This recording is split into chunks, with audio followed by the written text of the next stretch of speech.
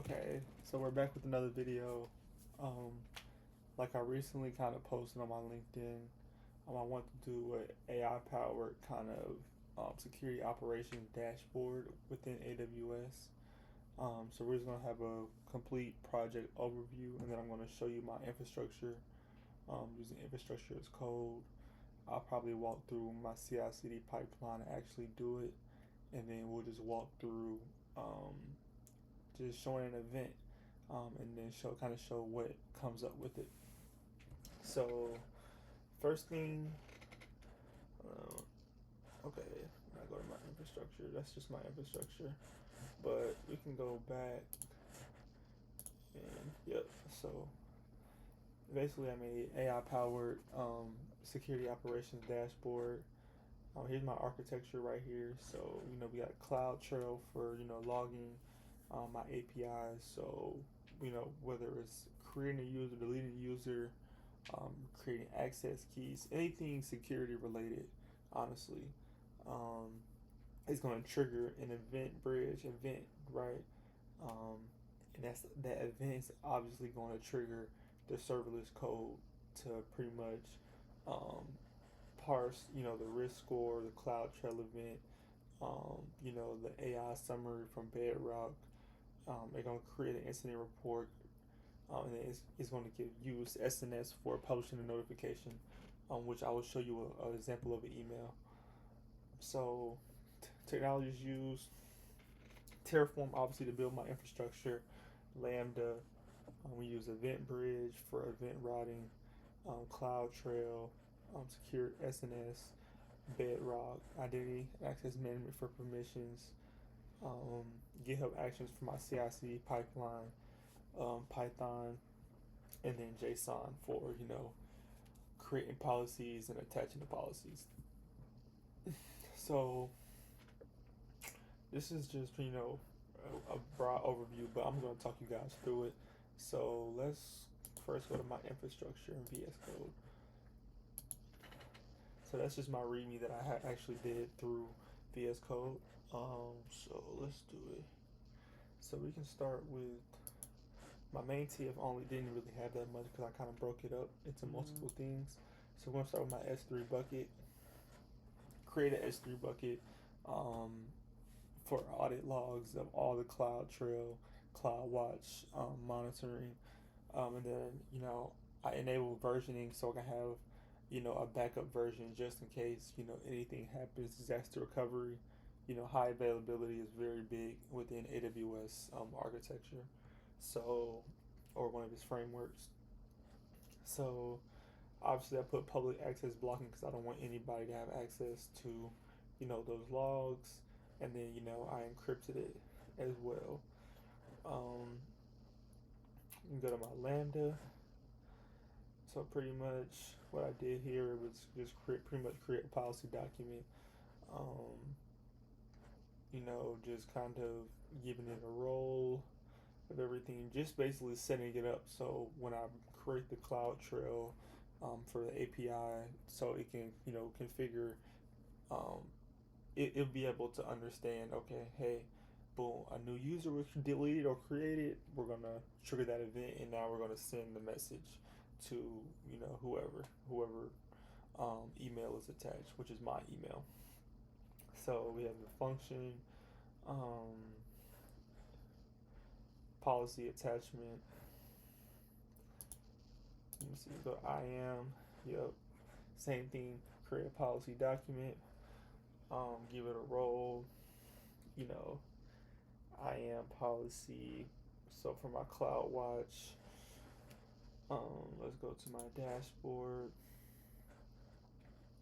Create my dashboard, basically. Um, yep. I haven't did my back end yet, so because it's already in an S3 bucket, so I didn't do my back end yet. Um, so actually, what we can do is while we're here, and I just kind of configure SNS. I kind of create my variables to, project name, security alerts. Let's see, Amazon resource. So yeah, So what we're gonna do here is actually I'm gonna change my directory.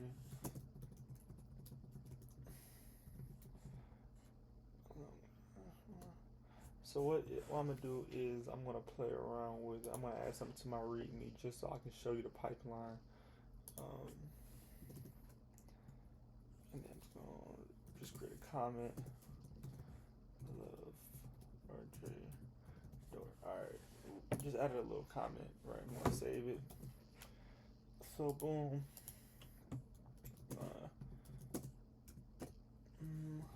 So we're gonna add all. That just adds everything to my GitHub. I didn't create a second branch just because it's just a lab, but I probably should have simulated a pull request and then pushed it to production through the pipeline. But let's see, tutorial for CI CD pipeline. Alright, boom, boom. I'm gonna push it. So now we pushed it. Now I go to my GitHub. Right. So we just came from GitHub. Go to my GitHub Actions. It's automatically running. So basically, this is all the pipelines that I ran that messed up before. So now I'm running it again just to kind of show you. So I can kind of show you a tutorial where it messed up. Oh, so that's when I kind of configured. But one before it told me, hey, you go inside of it, you say, boom, Terraform validate, didn't go through. It tell me why on lambda.tf line 87. Basically, my zip file caused the issue within here. So I had to kind of debug that, troubleshoot it, fix it. But boom, the pipeline went through. So now, what I'm saying, I can go through and be like, okay, boom, package lambda zip, verify lambda zip exists, set up my Terraform, verify Terraform formatting, and then run the basic Terraform initialize, validate, plan, post checkout repository, then complete job. So now, what I'm saying, I could go back to my Terraform and apply. But in this instance, I already did that. So what we're going to do is I'm going to give you an example of the dashboard I created and why it's cool. So actually, we're going to do something different. So I'm going to create a user, give them a policy, and then I'm going to create an access key. So let's just say for this, boom, Jill Scott. I wonder if I already have a username, Jill Scott. I'm going to add them to, I'm not even going to add them to a group, but I'm going to attach a policy though. So we're going to give them administrator access to kind of see how high the score for the security, and then we'll also see what the Bedrock AI overview says, because if identity access management, the principle of least privilege, and basically understanding that, hey, somebody only needs the amount of access to do their job. So if I give somebody administrative access, that'd be a very high security alert, unless it's like privileged identity management. But this is just, we're just playing around with this lab. So boom, now I'm going to actually create an access key.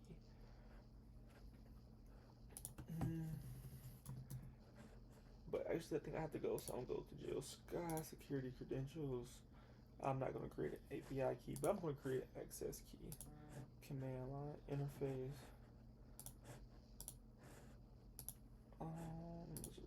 Just create the key. Alright. I don't even want to view it, so it doesn't even matter. Okay. I already did it though, so. Alright, whatever. But let's see. Did I already get my emails? Okay. Yep, so I got my emails. So, boom. Now severity high. Yep. So I'm going to show you. I'm going to go to my Gmail and kind of show you guys. And then I'm going to destroy the infrastructure. So, boom. AWS AI SOC alert. So first one was medium, and an IAM user with root privileges executed a delete user action. So that's what I did earlier. But now we have, let's go back. That's medium. That's what I did earlier. But boom. So now we have this one happened 7:31 to 7:32. AWS AI SOC alert. Boom. Event create an access key. Severity high. Risk score 95. Boom. Mitter technique. And that basically means, this is like a framework for um, that cybersecurity professionals came up with to identify all of the attacks, ways that you know attackers kind of breach access. So source IP, I'll just delete everything after this. So and the executive summary, of potentially risky activity was detected in an AWS environment where an access key was created for the root user account. Given the high severity and risk score associated with this event, immediate attention and review are necessary to ensure that this activity aligns with organizational security policies. So yep, tells you the region, the event occurred. So basically, like a readable SIM tool to give you the business impact. The creation of the access key for the root account poses a significant security risk. Yep, it does, and then it gives you recommended defensive action. So, boom, verify whether the activity was authorized, review CloudTrail history, confirm least privilege, like we talked about before, review MFA and access key usage, escalate to the security team if unauthorized. So risk score is going to be a 95. So what we can do here is I'm already in my CloudWatch. I'm going to boom. We got here matched events. Let's go here. So yeah, so we have some matched events and my CloudWatch, which obviously that's just so my next lab I'm going to do a cost optimization because a lot of companies, one thing that keeps them up at night is like you're worried about human error and you're trying to figure out, hey, let me see, my bad. But you're worried about, hey, why is did the engineer on the last shift, did they destroy the Terraform? Did they have stuff running all night? You don't want a $40,000 bill when you're deploying, or you're working on your infrastructure all throughout the week. 8-9 hours a day.